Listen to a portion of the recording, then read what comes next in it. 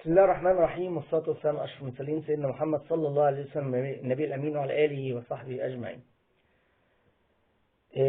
كان زمان الست لما بتولد كنا نقول لهم ممكن لو انتوا بترضعوا بس من صدركم، اللي هي الرضاعة من الصدر بس، مفيش لبن صناعي، اعتماد الطفل على الناحيتين، الست بترضع من ناحيتين، ما تديش لبن صناعي، ما توكلش اي اكل خارجي.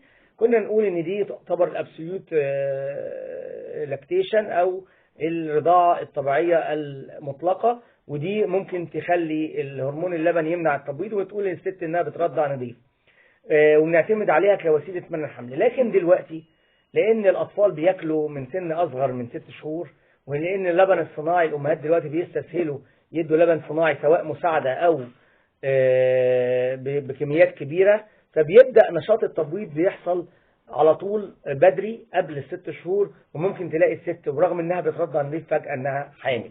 فبقينا عند ال40 واحيانا كمان بعد ال28 نقول للست تعالي خدي وسيلة منع الحمل. طيب، الوسائل اللي في الاول خالص دي ممكن تدي ايه؟ ممكن تدي من اول يوم برشام اللي هو الرضاعة اللي بتاخده كل يوم في نفس الساعة، او ممكن تركب كبسولة ال3 سنين، ده في اول يوم.